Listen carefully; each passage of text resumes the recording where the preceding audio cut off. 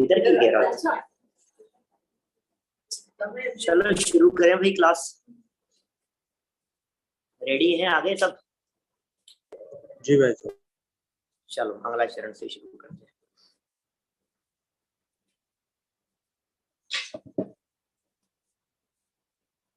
जम जस जम्मिदे से जेण विहाणेण जम्मि कालम्बी प्रणादम जिणेण नियदम जम्मम्बा एव मरणम्बा तम तस् तम्मिदे से तेण विहाणेण तम्मि कालम्बी कोसकदिवारे दुम इंदो बाते जिनिंदो वा एवं जोड़े चेदो जानती दवाणी सव पचाए सो सदिति सुदो जो संकदि सो को दिटी जो संकदि सो को दिटी। क्रमबद्ध पर्याय की कक्षा हमने कल आप लोगों के बीच में प्रारंभ की है और सामान्य रूप से क्रमबद्ध पर्याय होता क्या है ये चर्चा कल हम आपके बीच में कर चुके हैं। क्रमबद्ध पर्याय, क्रम माने एक के बाद एक, बद्ध माने बंधा हुआ और पर्याय तो ये है ही। माने क्रमबद्ध पर्याय क्या है, यदि ये प्रश्न किया जाए तो इसके जवाब में ये बात कही गई थी कि एक के बाद एक पर्यायों की जो एक निश्चित व्यवस्था है उसका नाम है क्रमबद्ध पर्याय। क्रमबद्ध पर्याय द्रव्य है, गुण है या पर्याय है? तो कहा क्रमबद्ध पर्याय किसी द्रव्य का नाम नहीं है, क्योंकि 6 द्रव्यों में कोई क्रमबद्ध नाम का द्रव्य नहीं है। क्रमबद्ध पर्याय कोई गुण भी नहीं है, क्योंकि जीव के गुण जो विशेष गुण कहे वो ज्ञान दर्शन चारित्र आदि कहे उसमें नहीं है। उद्गल के गुणों में स्पर्श गंध वर्ण कहे। इसी तरह से धर्म द्रव्य का गुण गति हेतुत्व, अधर्म द्रव्य का स्थिति हेतुत्व, आकाश का अवगाहन, काल का वर्तना, तो इन सब की दृष्टि से देखते हैं तो गुण भी नहीं दिखाई देता है। तो फिर ये पर्याय होगी। यदि इसे पर्याय माना जाए तो फिर एक प्रश्न खड़ा होता है कि पर्याय तो किसी न किसी द्रव्य की होती है, किसी न किसी गुण की होती है। यदि क्रमबद्ध पर्याय को पर्याय मान लिया जाए तो हमारा पूछना यह है कि ये क्रमबद्ध पर्याय कौन से गुण की पर्याय है? आप कहेंगे किसी गुण की पर्याय नहीं, ऐसे कैसे किसी गुण की पर्याय तो है नहीं। किसी द्रव्य की पर्याय है क्या? तो किसी द्रव्य की पर्याय भी नहीं है, क्योंकि पर्याय किसी न किसी द्रव्य या किसी न किसी गुण की होती है। इसलिए यह क्रमबद्ध पर्याय किसी द्रव्य या गुण की अवस्था न होने के कारण किसी द्रव्य और गुण की पर्याय भी नहीं है। तो इस लोक में जो द्रव्य भी नहीं हो, गुण भी नहीं हो और पर्याय भी नहीं हो, वो क्या हो सकता है? ऐसा तो कुछ नहीं होता है जो द्रव्य भी नहीं हो, गुण भी नहीं हो और पर्याय भी नहीं हो। कि भाई साहब सुनो, जो द्रव्य भी नहीं, गुण भी नहीं और पर्याय भी नहीं हो, उसका अस्तित्व तो नहीं होता इस धरती में, बात तो सही है। लेकिन उसके बावजूद भी यह क्रमबद्ध पर्याय एक व्यवस्था का नाम है। ये ऐसी व्यवस्था है जो पदार्थों की निश्चित क्रमबद्ध व्यवस्थित व्यवस्था है। उस व्यवस्था का नाम ही क्रमबद्ध है। इस क्रमबद्ध की चर्चा कहाँ से उठी? तो हमने बात प्रारंभ की थी आपके बीच में समय सार ग्रंथ के सर्व विशुद्ध ज्ञान अधिकार की प्रारंभिक 3 गाथाएं, 308 से 311 तक की गाथाएं। उन गाथाओं की आत्मख्याति टीका अमृत चंद्राचार्य देव की लिखी हुई और उस टीका में क्रम नियमित शब्द का प्रयोग किया गया। वो क्रम नियमित ही क्रमबद्ध है, ऐसा पंडित फूलचंद जी सिद्धांत शास्त्री ने अपनी जैन तत्व मीमांसा नामक पुस्तक में लिखा है। जैन तत्व मीमांसा में वे कहते हैं कि भाई ये जो क्रम नियमित पर्याय जो शब्द प्रयोग किया, यहाँ क्रम नियमित शब्द का प्रयोग किया है, ये वही है जो वर्तमान युग में कांजी स्वामी के माध्यम से क्रमबद्ध पर्याय के रूप में कही जा रही है। इस तरह के शब्दों का प्रयोग किया। फिर इसी बात को समझाते हुए कहा, कार्तिकेय अनुप्रेक्षा की 3 गाथाएं प्रस्तुत कर दी और कहा जिस द्रव्य का या जिस जीव का जिस क्षेत्र में, जिस काल में, जिस विधान पूर्वक जन्म अथवा मरण होना केवली भगवान द्वारा देखा गया है, उस व्यक्ति का जन्म मरण, उसके साथ घटने वाली घटनाएं उसी विधि से, उसी प्रक्रिया से, उसी समय घटती ही घटती है। इसे टालने में इंद्र और जिनेंद्र कोई भी समर्थ नहीं है। माने साक्षात इंद्र हो चाहे साक्षात परमात्मा हो, कोई भी उसे टालने में समर्थ नहीं है। एक सर्वाधिक महत्वपूर्ण बात जो इस प्रसंग में कही गई वो ये कहा गया कि जो जीव इस बात पर श्रद्धा करता है वो सम्यक दृष्टि है, और जो श्रद्धा नहीं करता वो मिथ्या दृष्टि है।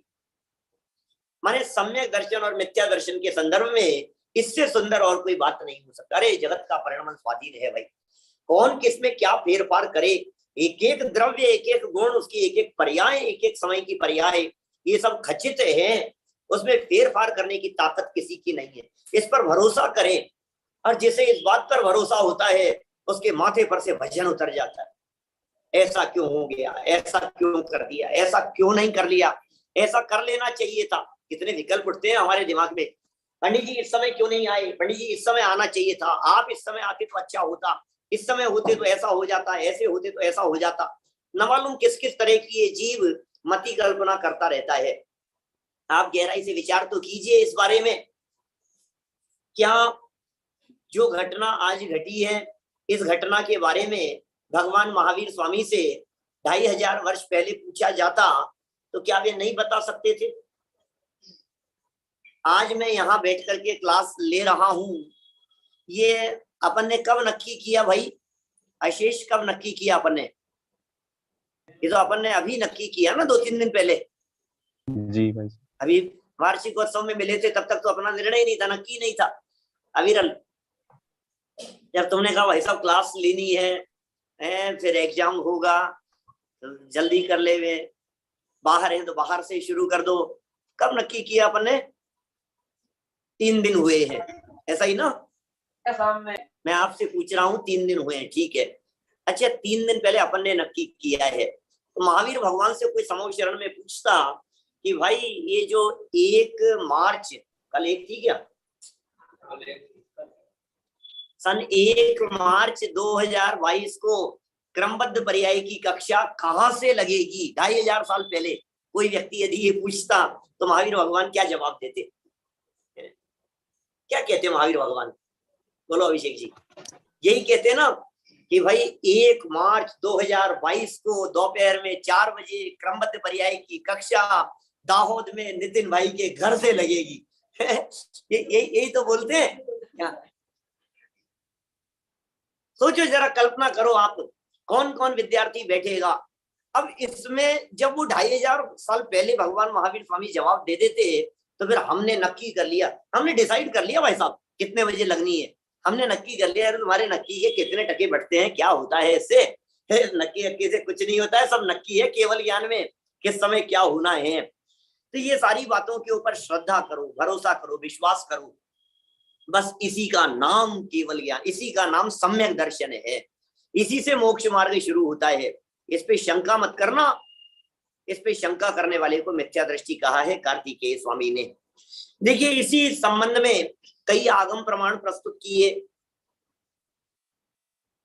एक प्रमाण प्रस्तुत किया यहाँ पर पद्म पुराण का, प्रागेव यद वाप्तव्यम येन यत्र यथा यतः तत्परिप्राप्यते वश्यम तेन तत्र तथा ततः।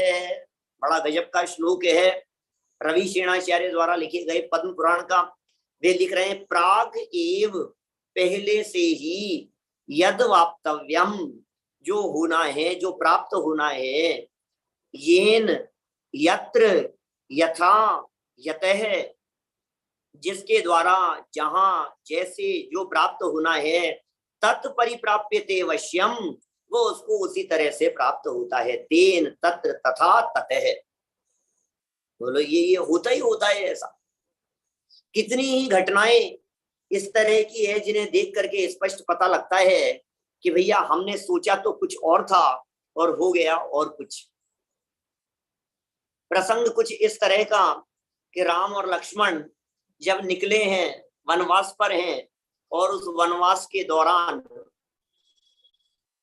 रावण का भांजा खरदूषण का बेटा शंभु कुमार वो वहां 12 साल के लिए तपस्या कर रहा था, चंद्रहास खड़ग प्राप्त करने के लिए। एक तलवार रिद्धि से प्राप्त होती थी 12 साल की तपस्या के बाद, और 12 वर्ष के लिए वो तपस्या करने के लिए ध्यान मुद्रा में खड़ा हो गया। 12 वर्ष तक ध्यान करता रहा। जिस जगह पर वो खड़ा होकर के ध्यान कर रहा था वहां धीरे धीरे कुछ समय में ही बांस खड़े हो गए। वो तो खड़ा रहा और चारों तरफ बांस खड़े हो गए, जंगल था, बांस सूख गए। 10-12 साल लग गए।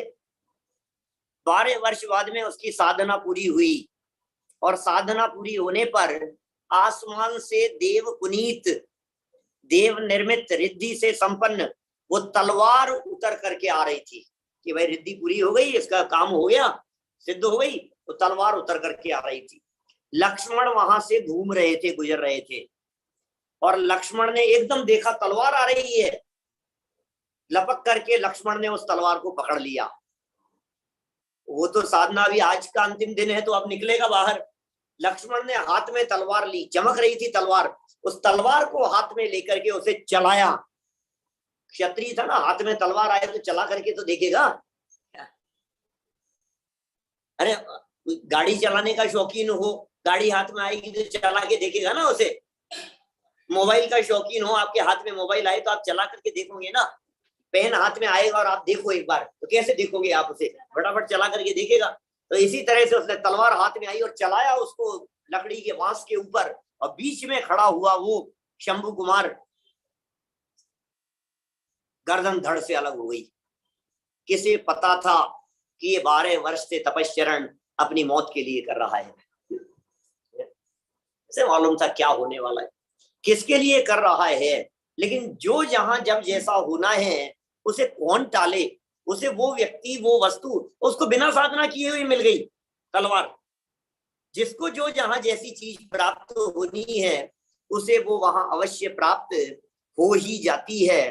कितनी ही घटनाएं ऐसी है जिन घटनाओं से आप इस प्रकार की बात को और गहराई से देख सकते हैं, समझ सकते हैं। रामचंद्र जी के वनवास की ही घटना है, समझ लीजिए आप। राज्याभिषेक होना था और वनवास हो गया।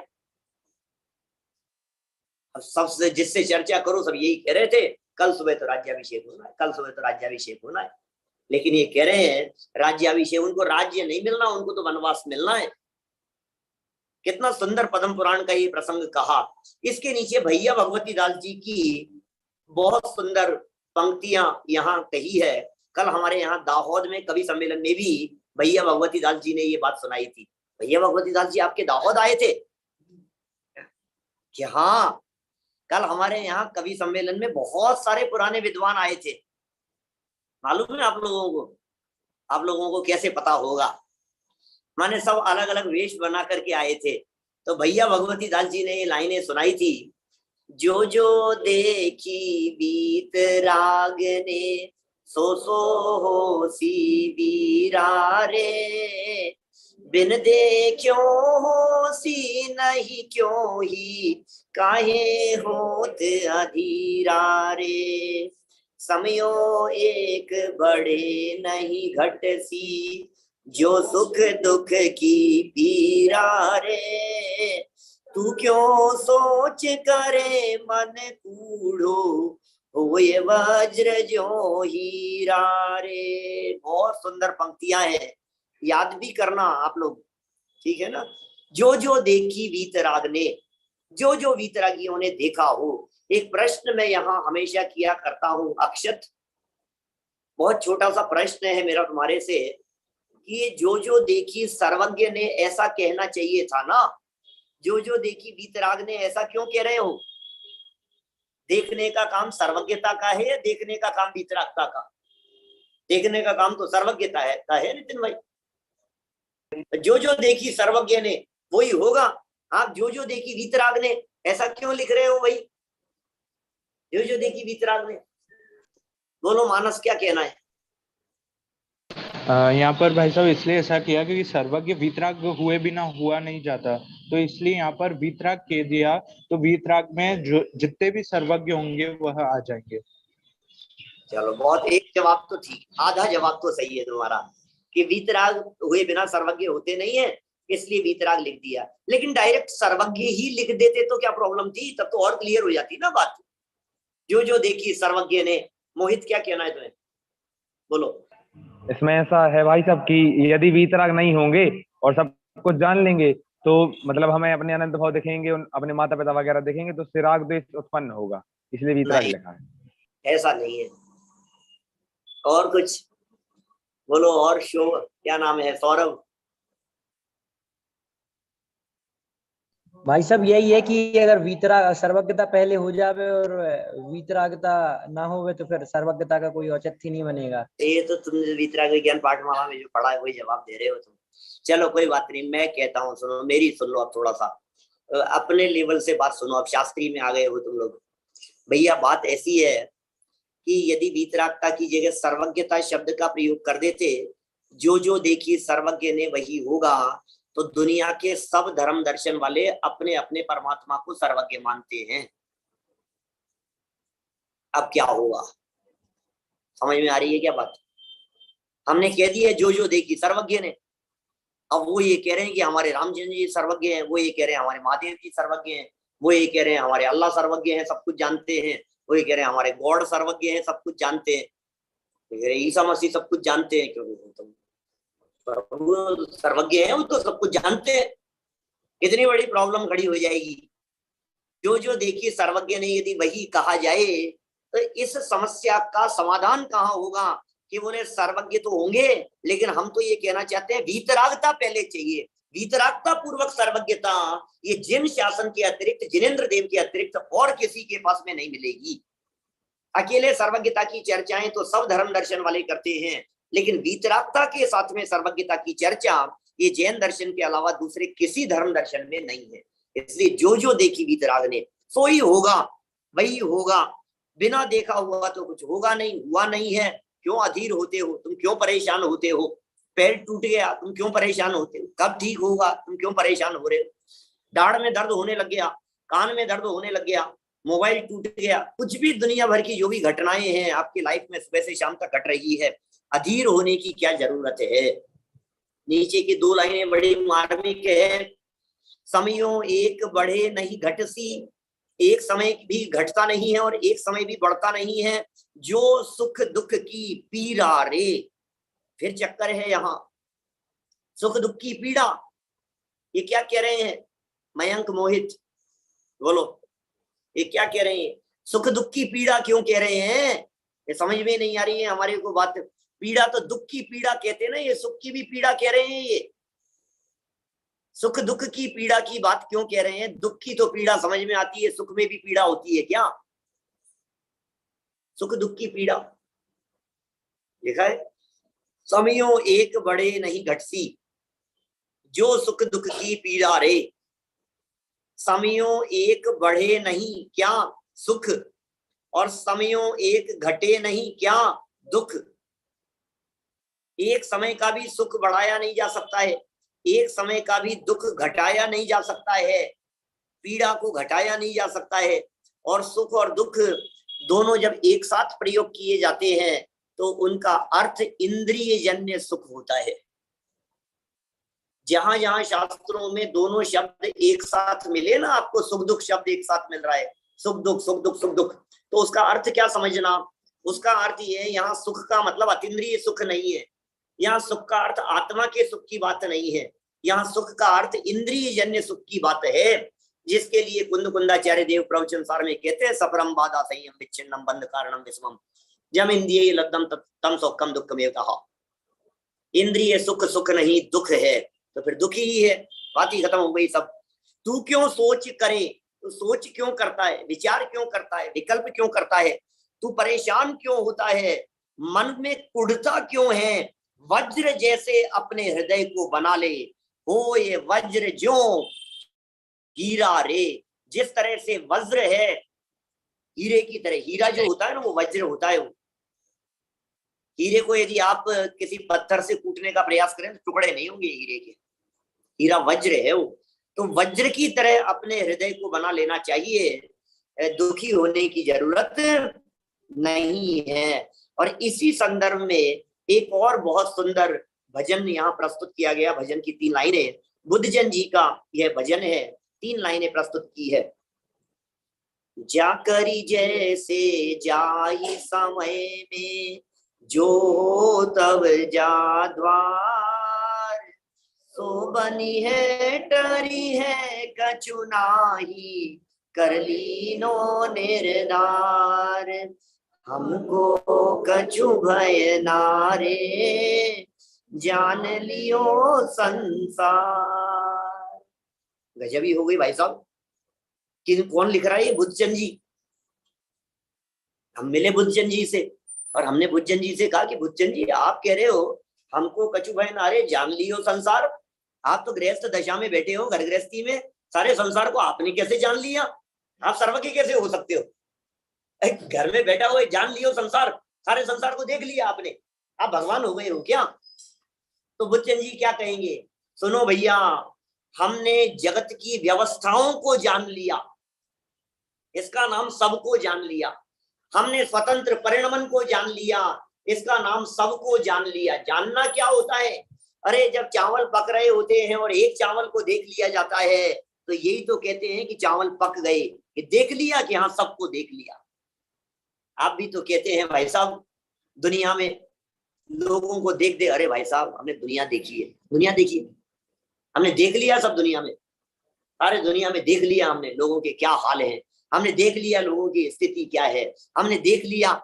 तो ये देखने का क्या अर्थ है? कैसे देखा है उन्होंने और डर क्यों नहीं है? ऐसा क्या देख लिया बुद्धजन जी ने इस दुनिया में, इस जगत में, कि अब उन्हें किसी प्रकार का डर नहीं रहा। भाई सहज, ऐसा क्या देख लिया बुद्धजन जी ने जो अब उन्हें डर नहीं रहा किसी भी प्रकार का? क्या देखा है? तो कह रहे हैं जा करी जैसे जाही समय में, जो हो तब और जा द्वार। गजब कर दिया, एक लाइन में 5 समवाय कह दिए। जा करी में पुरुषार्थ है, जैसे में स्वभाव है। जा करी ये पुरुषार्थ, जैसे इसमें स्वभाव है, और जाही समय में ये काल लब्धि है, जो हो तब ये होनहार है, और जा द्वार ये निमित्त है। एक लाइन में 5 समवाय है अभिषेक जी। जा करी, करने की जहां बात आती है ना, उसका नाम पुरुषार्थ है। और जैसे ये स्वभाव है, जिस वस्तु का जैसा स्वभाव है, जैसे जो भी जिसका स्वभाव है जैसे। और जाही समय ये काल लब्धि को बता रहा है, हो तब होनहार माने भवितव्यता को बतला रहा है। और जा द्वार जिसका सहयोग बना उस काम के होने के लिए, वही निमित्त है। माने 5 समवाय जहां मिल गए हैं उसके लिए कहते हैं सो बनी है, वो काम हो जाएगा। 5 समवाय हो गए तो टरी है कछु नाही, टलेगा नहीं, उसे टाला नहीं जा सकता है। कर लीनो निर्धार, ये हमने निर्णय कर लिया है, और इस निर्णय से हम निर्भर हो गए हैं, भय रहित हो गए हैं, निर्भय हो गए हैं। अब हमें किस बात का डर है? अब हमें डर नहीं है किसी चीज का। हमको कछु भय नारे, क्यों नहीं है आपको डर? बोले जान लियो संसार, पूरे संसार में जो हो रहा है 5 समवाय पूर्वक हो रहा है।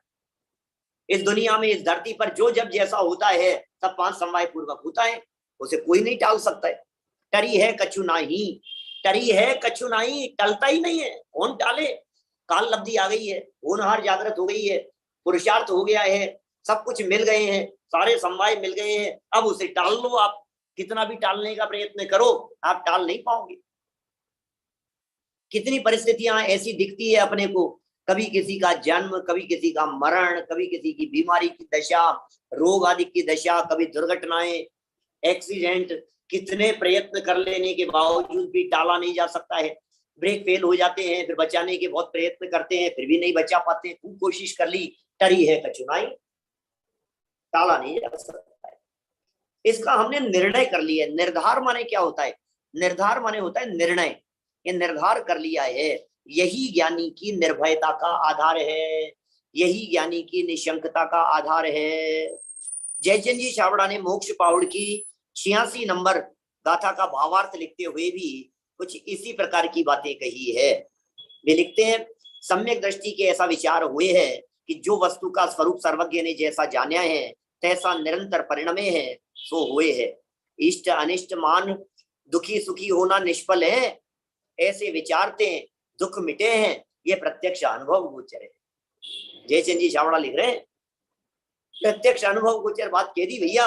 ये जैसा जो है भैया वैसा ही भगवान के ज्ञान में झलक रहा है। सम्यक दृष्टि भी विचार करता है, इसलिए खाम खामे इष्ट अनिष्ट मान करके सुखी दुखी होना बेकार है। ऐसे विचार करने से प्रत्यक्ष ही लगता है कि हमारा दुख मिट गया है। इसी तरह की बात सदा सुखदास जी रत्नकरण श्रावकाचार्य के 137वें श्लोक में भी कहते हैं, और वो यही बात कहते हैं, बहुरी सम्यक दृष्टि के ऐसा निश्चय है, सम्यक दृष्टि के ऐसा निश्चय हो गया है कि जिस देश में, जिस काल में, जिस विधान करके जन्म व मरण व लाभ अलाभ सुख दुख होना जिनेन्द्र भगवान दिव्य ज्ञान करी जाना है। सर्वज्ञ भगवान ने दिव्य ज्ञान से जान लिया है। तिस जीव के तिस देश में तिस काल में तिस विधान करके जन्म मरण लाभ अलाभ नियम ते हुए ही ताही दूर करने को इंद्र एम इंद्र जिनेन्द्र समर्थ नहीं है, उसे दूर करने में कोई समर्थ नहीं है। माने ये जो ऊपर प्रकरण दिए गए और बातें कही गई, इन सारी बातों को देख करके यही निर्णय हो रहा है हमारे को, जिसे देख करके यही विश्वास होता है कि उसे टालने में कोई समर्थ है नहीं। यहाँ निर्भय रहने का उपदेश दिया जा रहा है, अधीर नहीं होने का उपदेश दिया जा रहा है। यहाँ यही कहा जा रहा है, भैया तुम तो सहज रहो, तुम तो शांत रहो, तुम तो निर्विकल्प रहो। इतना ही नहीं, कार्तिकेय अनुप्रेक्षा में तो इसे नहीं मानने वालों को मिथ्या दृष्टि कहने से भी नहीं चूके हैं। और इन सब के पीछे यदि कोई दूसरा आधार दिखाई देता है तो उस आधार का नाम है क्रमबद्ध पर्याय। एक बहुत सुंदर लाइन है, कभी कभी रिक्त स्थान यदि परीक्षा में पेपर में पूछे जाते हैं तो मैं जरूर पूछ लेता हूं, क्रमबद्ध पर्याय की सिद्धि में सबसे प्रबल हेतु क्या है? जवाब होगा सर्वज्ञता। क्रमबद्ध पर्याय को यदि आपको सिद्ध करना हो तो सबसे प्रबल क्या हेतु है, क्या तर्क है आपके पास में? तो एक ही प्रबल तर्क दिखाई देता है, उसका नाम क्या है? सर्वज्ञता। सर्वज्ञता सर्वज्ञता सर्वज्ञता से क्रमबद्ध पर्याय सिद्ध होती है। अब एक प्रॉब्लम खड़ी होती है यहाँ, जब पर्यायों की क्रमबद्धता को स्वीकार करने की बात आती है तो जो पर्याय हो चुकी है, जो घटना घट चुकी है, उसको निश्चित मानने में तो इस जीव को कोई ऐतराज नहीं होता। वो तो सब मानते हैं, हाँ भाई ठीक है अमन, ये तो ठीक है, चलो ये घटना घट गई, हाँ भाई निश्चित ही था, हो गया है। लेकिन जो अनिष्पन्न पर्याय हैं, जो फ्यूचर की पर्याय हैं, उन्हें निश्चित जब कहा जाता है तो ये सारी दुनिया चौंक उठती है। ऐसे कैसे हो सकता है? परसों क्या सब्जी बनाएंगे आप? अरे अभी से कौन सोचेगा, क्या पता, अभी हमें नहीं पता है। माने 10 साल के बच्चे से पूछो कि तुम क्या करने वाले हो, मुझे क्या पता क्या करने वाला हूं, तो चौंक उठता है। उसे लगता है यदि सब कुछ निश्चित है तो फिर हमारा करना धरना सब कुछ बेकार हो जाएगा। जिस कर्तृत्व के अभिमान की दीवार को ठोस आधार मान करके वो खड़ा हुआ था, वो ढहती नजर आती है। इसके कर्तृत्व के ऊपर चोट पड़ती है, यह एकदम बौखला उठता है। इसकी बौखलाहट इतनी बढ़ जाती है कि वो सर्वज्ञ और सर्वज्ञता को अभी तक मानो हृदय से स्वीकार कर रहा था, बुद्धि से स्वीकार नहीं कर रहा था, उसके प्रति भी सशंकित हो जाता है। भैया भगवान ने देखा, नहीं नहीं नहीं ऐसे कैसे हो सकता है, ऐसे कैसे देख लेंगे? अरे मैंने ही निर्णय नहीं किया है, तो मेरा निर्णय है कि मैं जॉब करूंगा कि और कहाँ करूंगा, कहाँ पढ़ूंगा, क्या पढ़ूंगा, कब करूंगा, हमारा निर्णय है। तो भगवान कौन इसका निर्णय करने वाले? क्लास कितने बजे लेनी है, 4 बजे लेनी है कि 5 बजे लेनी है, इसका निर्णय तो हम करेंगे ना। सर्वज्ञ के ज्ञान में कैसे झलक जाता है? देखो, चूंकि अभी तक सर्वज्ञ भगवान की सत्ता से तो इनकार नहीं कर रहा था, स्वीकार तो कर रहा था भगवान तो होते हैं, और बचपन से पाठशालाओं में ये भी पढ़ा है वीतरागी सर्वज्ञ होते। तो ये बात हृदय से तो स्वीकार करता है, सर्वज्ञ होते तो है, तो क्या करूं लेकिन समझ में नहीं आ रहा है, तो फिर सर्वज्ञता की व्याख्याएं बदलने लगता है। ये कहने लगता है सर्वज्ञ भगवान होते तो हैं, लेकिन कभी कहता है कि भूतकाल को जानते होंगे, वर्तमान को भी जानते होंगे, भविष्य तो नहीं जानते। अरे बड़े बड़े विद्वान इन चक्करों में उलझ गए जैन समाज के। और आज भी जब क्रमबद्ध पर्याय की चर्चा आती है तो इस चलने वाली चर्चा से कई ऐसे लोग हैं दुनिया में जो बिल्कुल एकदम बौखला करके कहते हैं नहीं नहीं कुछ नहीं होता है क्रमबद्ध, बेकार है ये सब क्रमबद्ध की बातें, क्रमबद्ध कुछ नहीं होता है, सब कुछ थोड़ी ना क्रमबद्ध होगा। आए दिन मेरे पास में ऐसे प्रश्न आते हैं। अब कई वीडियो क्लिप्स आपने देखी होगी इस तरह की। सबसे ज्यादा वर्तमान में प्रचारक तो इस समय सुधा सागर जी हैं इसके, जो खूब बोलते हैं इसके बारे में, है ना, क्रमबद्ध के संदर्भ में। देखो ये क्या कह रहे हैं, भैया तुम सर्वज्ञता को नहीं मान रहे हो, भविष्य की घटनाएं जब अभी घटित ही नहीं हुई तो उन्हें जानेंगे कैसे, ऐसा कहते हैं लोग ऐसा कहते हैं, जब घटना घटित ही नहीं हुई है तो जानेंगे कैसे। अभी कहता है, कभी कहता है कि भविष्य को जानते तो हैं किंतु सशर्त जानते हैं, जैसे जो पुण्य करेगा वो सुखी होगा, जो पाप करेगा वो दुखी होगा, जो पढ़ेगा वो पास होगा, जो नहीं पढ़ेगा वो पास भी नहीं होगा, आदि न मालूम कितनी तरह की बातें बतलाता है। बोलो आप लोगों को पता है या नहीं? मैं भी हाथ देख करके आपके भविष्य के बारे में बता सकता हूं, किसी को पूछना हो तो। आदित्य, यदि मैं ये कहूं कि मैं हाथ देख करके बता सकता हूं, अभी आपके एग्जाम होने वाले हैं ना, फाइनल एग्जाम होंगे सब, भाई साहब हमारा भी बता दो ना, पास होंगे कि फेल होंगे, क्या होगा, हमारा रिजल्ट कैसा रहेगा, बता दूं मानस, पास होंगे कि फेल होंगे? लाओ हाथ दिखाओ तुम्हारा सामने, ऐसे करो। ओ बिल्कुल बतला सकता हूँ, तुम पढ़ोगे ना तो पास हो जाओगे और नहीं पढ़ोगे तो पास नहीं होंगे। क्या है भाई साहब, ये तो कोई भी बता देगा, इसमें क्या है? ये कैसी बात कर रहे हो, ये कोई बात नहीं क्या? ऐसा तो कोई भी कह सकता है, जो पुण्य करेगा उसको अच्छा फल मिलेगा, जो पाप करेगा उसको खोटा फल मिलेगा। इसमें सर्वज्ञ भगवान का क्या हुआ, इसमें भविष्य जानने की क्या बात हुई? ये बात तो सही नहीं लग रही है हमारे को। माने ये कह रहे हैं न मालूम कितने रास्ते निकालने का वो प्रयत्न करता है, लेकिन भाई ये सारा प्रयत्न असफल हो जाएगा, निष्फल हो जाएगा, क्योंकि जो सर्वज्ञ भगवान है वे सर्वज्ञ हैं, वे त्रिकालज्ञ हैं। त्रिकालज्ञ का मतलब भूत वर्तमान और भविष्य तीनों कालों को जानने वाले हैं। आप बतलाइए वे त्रिकालज्ञ हैं या द्विकालज्ञ हैं? तंदुल क्या कहना है, त्रिकालज्ञ हैं या द्विकालज्ञ हैं? त्रिकालज्ञ है ना, तो तुम यदि ये कहते हो कि भूत और वर्तमान को ही जानते हैं, भविष्य को नहीं जानते हैं, तो कितनी बड़ी गड़बड़ खड़ी हो जाएगी। भविष्य को जो जान नहीं सके वो सर्वज्ञ कैसे हो सकते हैं? अब इस बात को समझाने के लिए सर्वज्ञता के संदर्भ में बहुत सारे प्रमाण प्रस्तुत किए। पहले तो ये नक्की करो कि सर्वज्ञ होते हैं, और सर्वज्ञ कौन होते हैं। जरा जिनागम उठा करके देखिए, जरा शास्त्र के पन्ने बदल करके देखिए, आपको लगेगा सर्वज्ञ क्या चीज है, सर्वज्ञ का मतलब क्या होता है। पहले नक्की करो। इतने ही जगह पर मेरे से सर्वज्ञता के संदर्भ में प्रश्न पूछते हैं। अभी अभी मेरे पास में किसी ने भेजा, एसबी नवलगुण साहब ने भेजा मेरे को, कोई एक वीडियो क्लिप भेजी, उसमें कौन थे, विशुद्ध सागर जी महाराज, दो कल परसों की ही बात है ऐसा। और उन्होंने, वो विशुद्ध सागर जी महाराज ने ये कहा कि क्रमबद्ध पर्याय तो होती है, पर्याय क्रम से ही होती है, निश्चित है, ऐसा बोले वो। बस 2-3 मिनट का ही था वो, क्या कहना चाहते थे आगे पीछे का पता नहीं है मेरे को, लेकिन उसमें उन्होंने कही, ये तो शास्त्र में लिखी है। और उन्होंने ये भी कही कि ये जो लोग कहते हैं ये बातें कोई अपने घर की थोड़ी ना कहते हैं, ये सब तो शास्त्र में लिखी है इसलिए बोलते हैं, ऐसा बोले वो। तो भाई शास्त्र को खोल करके देखोगे तो बातें आपको बहुत सारी मिलेगी।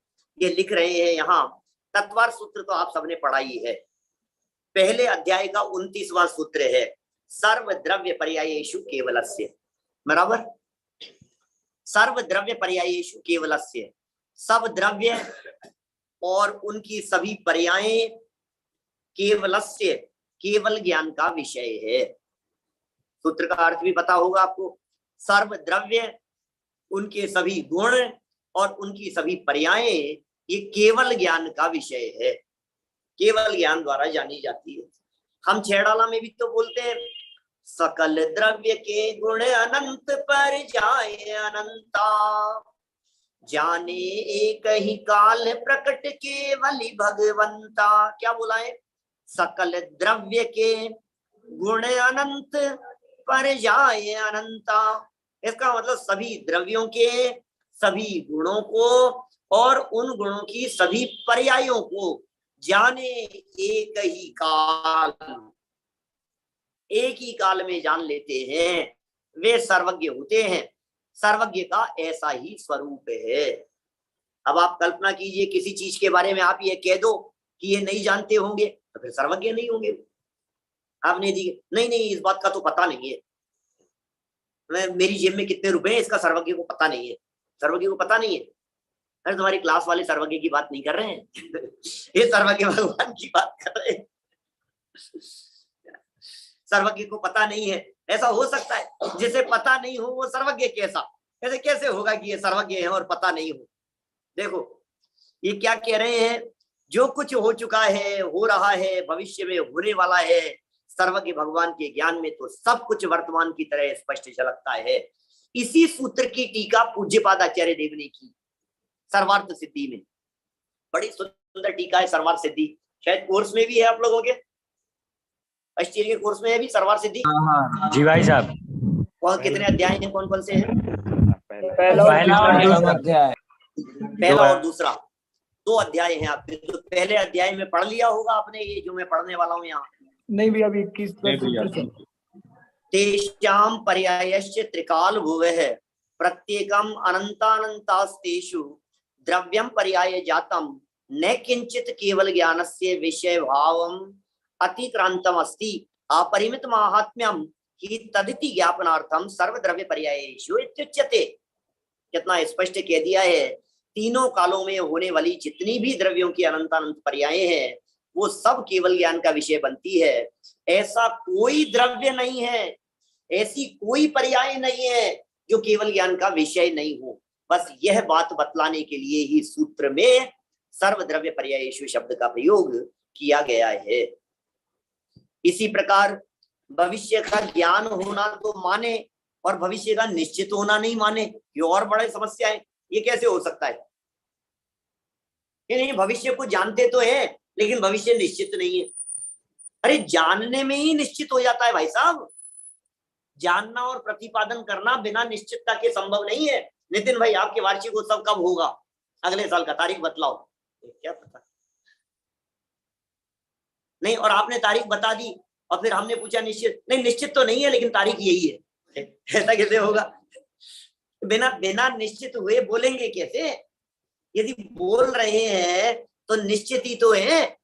ऐसा नहीं हो सकता है कि निश्चित हो और जाना नहीं जा सके और जान लिया गया हो और निश्चित ना हो। ऐसा नहीं हो सकता। यदि जान लिया गया है तो इसका मतलब वो बात निश्चित ही है। जैसे मैं आपसे पूछूं, एक छोटे से प्रश्न का जवाब दीजिए मुझे। आप ये बतला सकते हैं कि 22 फरवरी 2027 को क्या वार आएगा? बता सकते हैं आप? 22 फरवरी 2027 को क्या वार आएगा? गूगल मत करना अभी, लेकिन बता तो सकते हैं ना। गूगल पर देख करके बतला सकते हैं। ऐसे कैलेंडर 200-200 साल के तारीख वार बतलाने वाले ये सब मिलते हैं ना। बतला दिया था हमने इस तारीख को ये वार आएगा। अब वही आएगा कि नहीं आएगा? किरीट भाई कोई बदल जाए तो नहीं बदलेगा। बदल जाए तो ये तो बंद गए, वो तो बहुत पराधीन हो गए सारे वार तारीखें सब। आपने कैसे जाना? निश्चित हो गया है इसलिए जाना जा सकता है। जो भविष्य निश्चित है उसे जाना जा सकता है। सब कुछ निश्चित है इसलिए सब कुछ जाना जा सकता है। और भगवान के ज्ञान द्वारा जाना गया है, इसका मतलब वो वैसा ही होगा। यदि उसमें परिवर्तन हो जाए, मान लो यदि उसमें परिवर्तन हो जाए तो जाना हुआ झूठ हो जाएगा, जो जाना था वो झूठ हो जाएगा। देखो कभी कभी ये जो ज्योतिष वाले जो लोग हैं ये इस तरह की बातें करते हैं। वो ये कहते हैं कि भैया मैं ये कह रहा हूं आपको कि 2 महीने बाद में आपकी लाइफ में बहुत बड़ी दुर्घटना घटने वाली है 2 महीने बाद। ये ज्योतिष वाले जन्म पत्री देखते हैं, हाथ देखते हैं, सब भविष्य देखते हैं लोग, कभी कभी ऐसी बात बतला देते हैं 2 महीने बाद में एक बहुत खतरनाक घटना घटने वाली है। अब ये डरता है व्यक्ति, डर करके पूछता है और कोई उपाय है क्या, कुछ क्या हो सकता है, बचने का कोई उपाय है क्या, जो आप घटना बता रहे हो? तो बोले एक उपाय हो सकता है। बोले क्या? 21,000 रुपये लगेंगे, 11,000 रुपये लगेंगे, 51,000 रुपये लगेंगे। एक अनुष्ठान कराऊंगा मैं, और वो अनुष्ठान कराऊंगा वो आपकी उपस्थिति नहीं, वो मैं हरिद्वार जाकर के कराऊंगा, आपका नाम लिख करके पर्ची लगा दूंगा वहां पर, वो काम हो जाएगा, बस तुम तो चिंता मत करो। बोले फिर उसके बाद में फिर वो संकट आएगा क्या, फिर वो दुर्घटना? बोले चिंता मत करो, वो सब बच जाएगा, सब बचा लूंगा मैं। तो फिर हमने कहा कि ठीक है कोई बात नहीं, आप बचा लोगे तो, और बच जाएगा पैसे देने से और आपके अनुष्ठान कराने से, तो वो जो दुर्घटना वाली जो आप बात कह रहे थे वो निश्चित है या नहीं है? कि नहीं, वो तो नक्की है। तो नक्की है तो फिर बदल जाएगी कि नहीं बदलेगी? बदल जाएगी तो निश्चित कैसे हुई? क्या समझ में आ रही है बात? यदि वो बदल जाएगी तो फिर इसका मतलब वो बात ही सही नहीं है जो तुम कह रहे हो दुर्घटना घटने वाली है, और तुम ये कह रहे हो कि नहीं घटेगी ही, तो फिर ये तुम्हारे अनुष्ठान करने से बदल कैसे जाएगी?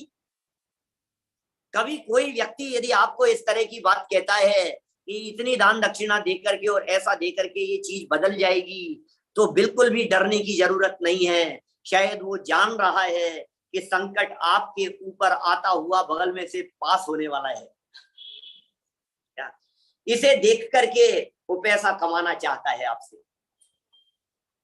यदि जान लिया गया है तो उसे बदला नहीं जा सकता है। और भी बहुत सारे यहाँ रेफरेंस दिए हैं इसी बात को, सर्वज्ञता को ही घटित करने के लिए, सिद्ध करने के लिए।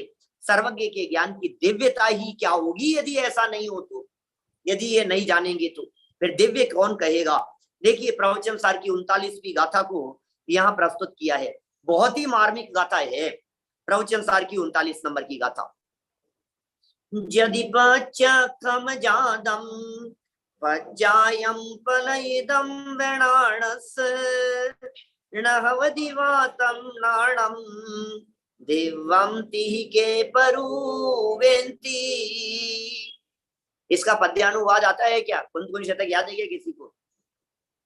पर्याय जो अनुत्पन्न है या हो गई है नष्ट जो, फिर ज्ञान की क्या दिव्यता यदि ज्ञात होवे नहीं वो।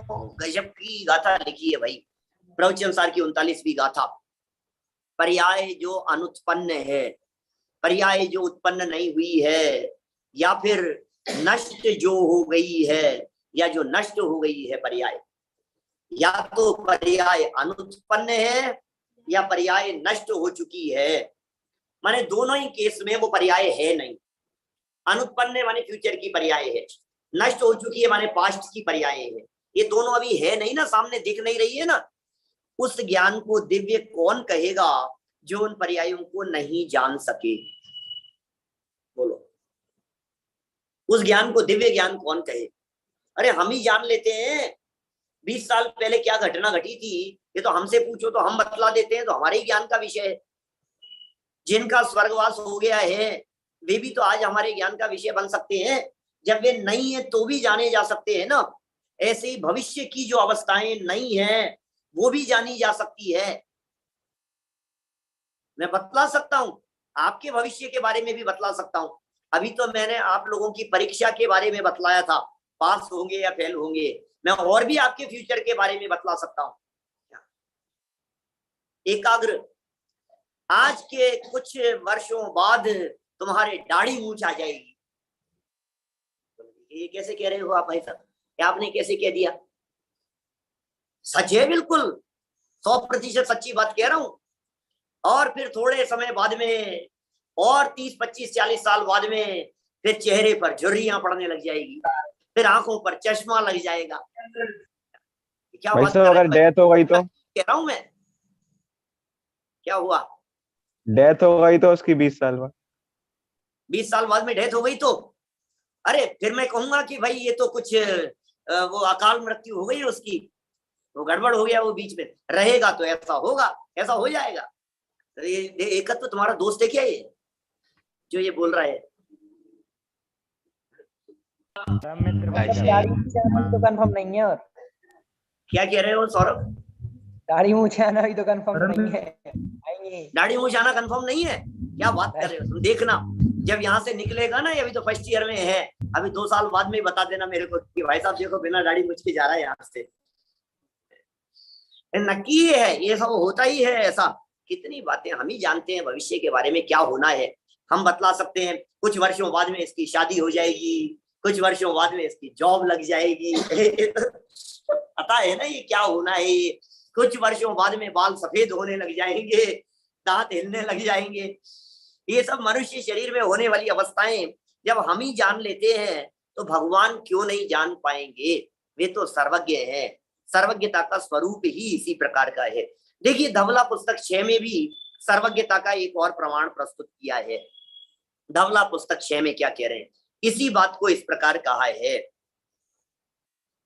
नट्ठाण उत्पन्न अत्थाणम कथम तदो परिच्छेदो न केवलत्तादो बज्जत्था विखाए विना तदुपत्ति विरोहा भावा।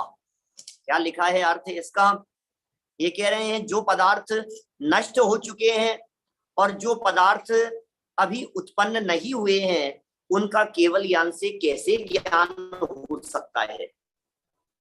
प्रश्न उठाया है धवला में, इस प्रकार का प्रश्न उठाया है। धवला किसकी रचना है? धवला किसने लिखी है भाई? अक्षत पेड़ावा, धवला किसने लिखी है? अनम्यूट करके बोलो। नहीं पता? धवला का नहीं मालूम? अमन बोलो। जयसेन और वीरसेन आचार्य। जयसेन आचार्य ने। हाँ जी भाई। और गलत है, जवाब सही नहीं है। जयसेन और वीरसेन आचार्य जी भैया, ये धवला मैंने 1-2 दिन पहले कही, 1-2 दिन क्या कल ही से तो शुरू किया अपन ने क्लास। कल कही थी क्या मैंने ये बात आपसे? वीरसेन आचार्य, वीरसेन आचार्य कल कही थी ना मैंने। फूलचंद जी सिद्धांत शास्त्री की बात की थी, तो इतना भी भुलक्कड़ नहीं हूं भाई मैंने फूलचंद जी सिद्धांत शास्त्री के बारे में बताया था ना। धवला जी पुस्तकों का संपादन उन्होंने किया है। ये धवला सुप्रीम कोर्ट है, ये भगवान महावीर स्वामी की दिव्य ध्वनि का डायरेक्ट संबंध जोड़ा जाता है। षटखंडागम की टीका है, वीरसेनाचार्य द्वारा लिखी गई है। इनकी प्रशस्ति के अनुसार 8वीं शताब्दी इसका काल है धवला लिखने का, पूरी होने का। 16 भाग हैं धवला के। समय सार जैसे मोटे मोटे 16 ग्रंथ हैं धवला के। धवल सिद्धांत कहलाता है। अकेला धवला नहीं, जय धवला के भी 16 भाग हैं। जय धवला है कषाय पाहुड़ की टीका, धवला है षटखंडागम की टीका। जय धवला कषाय पाहुड़ की टीका, एक है महाधवला। 3 शब्द मिलते हैं, धवला, जय धवला और महाधवला। ये महाधवला क्या है? ये षटखंडागम के 6ठे खंड की व्याख्या है, वो महाधवल कहलाता है। उसके 7 भाग हैं। धवला के 16 भाग, जय धवला के 16 भाग और महाधवला के 7 भाग। ये 39 ग्रंथ ऐसे हैं समय सार जैसे मोटे मोटे ग्रंथ। इनका संबंध डायरेक्ट भगवान महावीर स्वामी की वाणी से जोड़ा जाता है। मूल ग्रंथ है ये, मूल आगम ग्रंथ है। जो बात धवला में आ गई है इसका मतलब उसे कोई चैलेंज नहीं कर सकता, उसे कोई बदल नहीं सकता, ऐसा है। तो देखिए प्रश्न किया इस तरह का, जो पदार्थ नष्ट हो चुके हैं अभी उत्पन्न नहीं हुए हैं उनका केवल ज्ञान से कैसे जाना जा सकता? केवल ज्ञानी कैसे जान लेगी? जवाब दिया नहीं, क्योंकि केवल ज्ञान के सहाय निरपेक्ष होने से बाह्य पदार्थों की अपेक्षा के बिना उनके विनष्ट और अनुत्पन्न के ज्ञान की उत्पत्ति में कोई विरोध नहीं है। माने केवल ज्ञान सहाय निरपेक्ष ज्ञान है। केवल ज्ञान को किसी विषय को जानने के लिए उस विषय की, उस घटना की, उस व्यक्ति की सामने उपस्थिति की जरूरत नहीं है, उसके बिना भी जान लेता है। अवधि ज्ञान जान लेता है, मने पर यह ज्ञान जान लेता है। आप केवल ज्ञान की क्या बात कर रहे हैं? केवल ज्ञान तो कुछ अपूर्व ज्ञान है, केवल ज्ञान तो कुछ अद्भुत ज्ञान है भाई साहब, वो क्यों नहीं जानेगा, सब कुछ उनके ज्ञान का विषय बन जाता है। चलिए 2-3 प्रमाण और हैं, समय हमारा पूरा हो रहा है लगभग। मैं ये प्रमाण और पढ़ करके ये प्रमाणों की चर्चा को आज यहाँ पूरा कर देता हूँ। लगभग 1 पेज और है। एक बहुत सुंदर प्रमाण यहाँ प्रस्तुत किया धवला के बाद। प्रवचन सार गाथा 200 तत्व प्रदीपिका टीका, अमृत चंद्राचार्य देव की टीका, उसमें लिखा है अथय कस्य ज्ञायक भावस्य समस्त ज्ञेय भाव स्वभावत्वात् प्रोत्कीर्ण लिखित निखात कीलित मज्जितम मज्जित समावर्तित प्रतिबंबित वत तत्र क्रम प्रवृत्तानंत भूत भवत भावी विचित्र पर्याय प्राग भारम अगाध स्वभावम गंभीरम समस्तम अपि द्रव्य जात के क्षण एव प्रत्यक्षयन्तम। ओहो, क्या लिख दिया है, गजब की ही व्याख्या है। ये शब्द ही बड़े गजब के हैं। देखो क्या कह रहे हैं नितेश, इतने गजब के शब्द लिखे हैं। ये शब्द क्या लिख रहे हैं, एक ज्ञायक स्वभाव का समस्त ज्ञेयों को जानने का स्वभाव होने से, किताब में पढ़ना शब्द, क्रमशः प्रवर्तमान अनंत भूत वर्तमान भावी विचित्र पर्यायों के समूह वाले अगाध स्वभाव और गंभीर ऐसे समस्त द्रव्य, वो समस्त द्रव्य जो भूतकालीन पर्यायों से युक्त थे, भविष्यकालीन पर्यायों से युक्त थे, वर्तमान पर्यायों से युक्त थे, सब प्रवर्तमान, ये सब द्रव्य मानो वे द्रव्य ज्ञायक में उत्कीर्ण हो गए हो, केवल ज्ञानी के ज्ञान में चित्रित हो गए हो, भीतर घुस गए हो, कीलित हो गए हो, डूब गए हो, समा गए हो, प्रतिबिंबित हो गए हो। इस प्रकार एक क्षण में ही जो प्रत्यक्ष करता है वो केवली है। प्रवचन सार की 47वीं गाथा की तत्व प्रदीपिका टीका में भी इसी तरह की बात कही गई है। माने एक शायिक ज्ञान तो बहुत अनिवार्य इसका फैलाव है। एक शायिक ज्ञान के द्वारा जो जाना जाता है वो अवश्य ही वैसा होता ही है। सर्वदा सर्वत्र सर्वथा सर्व सबको वो जानते ही जानते हैं। इसी तरह की बात सर्वज्ञ की त्रिकालज्ञता के संदर्भ में भगवती आराधना में भी प्रस्तुत की गई। पස්සदी जानदी यतः तिन्निवि काले सपज्जये सव्वे तेहवा लोगम शेषम पස්සदी भयवम भगद मोहो विगद मोहो। क्या कह रहे हैं, संपूर्ण द्रव्य व उनकी पर्यायों से भरे हुए संपूर्ण जगत को तीनों कालों में जानते हैं सिद्ध परमेष्ठी, तो भी वे मोह रहित ही रहते हैं। इसी प्रकार की बात योग सार में भी प्रस्तुत की गई। माने वहां भी कह रहे हैं भूत भावी समस्त पर्यायों को अपने काल में प्रवर्तमान ये केवल ज्ञान उसी रूप से जानता है। कितनी बातें कह दी, कितने प्रमाण प्रस्तुत कर दिए। सर्वज्ञता के संबंध में सारी तत्वार सूत्र की जितनी भी टीकाएं हैं आप उठा करके देखिए। सर्वद्रव्य पर्यायेषु केवलस्य की जहां जहां चर्चा की है सब जगह पर आपको इसके प्रमाण मिलेंगे। इतने सब प्रमाण प्रस्तुत कर देने के बावजूद भी, इतने सारे प्रमाण प्रस्तुत कर दिए, इसके बावजूद भी पता नहीं लोगों को कैसा लगता है। यहाँ एक बहुत सुंदर पैराग्राफ दिया है, बस उसे पढ़ करके मैं बात को पूरी करता हूं। ये जो सुंदर पैराग्राफ दिया है देखिए, सर्वज्ञ की सिद्धि, बस ये पैराग्राफ पढ़ करके अपन बात को पूरी करेंगे। सर्वज्ञ की सिद्धि आचार्य समंत भद्र ने आप्तमीमांसा में, सर्वज्ञ सिद्धि आप लोग पढ़ते ही हैं, आप्तमीमांसा भी शायद कोर्स में होगी आगे शास्त्री फाइनल तक पहुंचते हुए। आचार्य अकलंक देव ने उसकी टीका अष्टशती में, आचार्य विद्यानंदी ने अष्टसहस्त्री में विस्तार से की है। सर्वज्ञ सिद्धि जैन न्याय शास्त्र का एक महत्वपूर्ण विषय है। सर्वज्ञ सिद्धि आप लोगों ने न्याय दीपिका में पढ़ी है, पिछले वर्ष वरिष्ठ में थी न्याय दीपिका। हाँ भाई साहब, सर्वज्ञ सिद्धि पढ़ी है आपने। वहां आपने आप्तमीमांसा की वे कारिकाएं तो पढ़ी ही है जिसमें सूक्ष्मांतरित दूरार्था की चर्चा की है। सहकमे वासी निर्दोषो युक्ति शास्त्र विरोधी वाक्य की जहां चर्चा की है, ये सब बातें आप लोगों ने पढ़ी है। एक प्रकार से संपूर्ण न्याय शास्त्र ही सर्वज्ञता की सिद्धि के लिए समर्पित है। फिर भी जब न्याय विषयक अनेक प्रकार की उपाधियों को से विभूषित विद्वत वर्ग सर्वज्ञता में भी आशंकाएं व्यक्त करने लगता है या उसकी नई नई व्याख्याएं प्रस्तुत करने लगता है तो आश्चर्य हुए बिना नहीं रहता।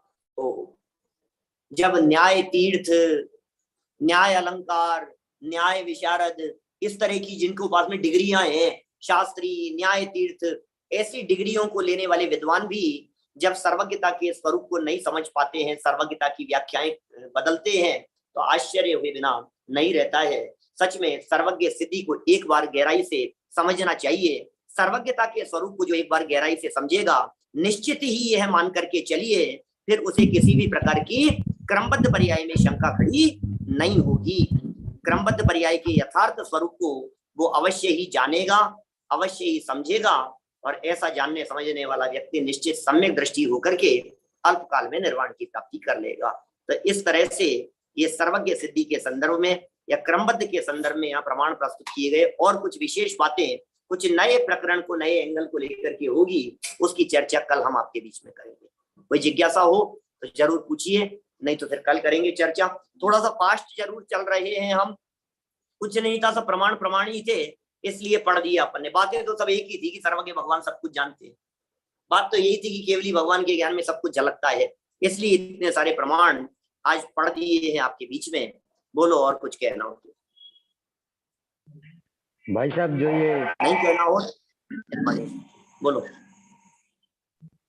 हेलो भाई साहब, आवाज आ रही है? हाँ बोलो। जी भाई साहब, जो ये यहाँ पर प्रवचन सार गाथा 200 के नीचे जो वो रेफरेंस दिया है, वो कहाँ का है? प्रवचन सार गाथा के 200 के नीचे जी वही तो है, 200 ही गाथा का तो है, 200 ही गाथा की टीका का है। भाई साहब इसी से प्रश्न था मेरा। ये इसी की तेरा ना, चित्रित है, कीलित है, घुस गए हैं, ये सब उसी का अनुवाद है ऊपर वाले का, 200 गाथा की टीका का। और अलम अति व अति विस्तरेण, ये 47वीं गाथा की तत्व प्रदीपिका का है। तत्व प्रदीपिका माने अमृत चंद्राचार्य देव की टीका, उसका ये प्रमाण प्रस्तुत किया है, वहां मिलता है। और कुछ भाई साहब ये इसका अर्थ समझ में नहीं आया था कि चित्रित हो गए, भीतर घुस गए, कीलित हो गए, डूब गए। अरे ये चित्रित हो गए, भीतर घुस गए, इसका मतलब है अनचेंजेबल है। इसका मतलब है इनमें बदलाव नहीं हो सकता है। जब जो चीज दीवार के ऊपर उकेर दी गई है, समझ लो, अब वो बदला नहीं जा सकता है। चित्र बना दिया हमने, बन गया जो बन ही गया, अब क्या होगा? अब कुछ नहीं हो सकता है उसमें। भीतर घुस गए हो, अब कैसे चेंज होगा उसमें? तो केवल ज्ञान में मानो वे सारी बातें एकदम घुस गई है, समा गई है, सारा लोक और सारे लोक की समस्त पर्याय, ये बतलाने के लिए इस तरह के शब्दों का प्रयोग किया है। भावनात्मक प्रयोग है, कोई किसी में जाता नहीं है, ऐसा है ना, तो ऐसे समझाने के लिए कहा है। और कुछ मतलब शब्दों का भेद है इधर पे, शब्दों का भेद। हाँ हाँ, शब्दों में महिमा बतला रहे हैं, बस इतना ही। जी भाई। और चलो कल करेंगे चर्चा, ठीक 4 बजे समय से जुड़ना बराबर। और बराबर थे ना आज जो लोग नहीं थे, 2-4 लोग मुझे ऐसा लगता है शायद थे नहीं, आप लोगों को देख करके ऐसा लग रहा है। डबल भी बैठे हुए थे खैर बहुत सारे, फिर भी जो नहीं हो उनको कहना याद कर रहे थे भाई साहब। ठीक है, चलो जी। निज निधि निज में बताई यह अनंत उपकार के जिनवाणी मां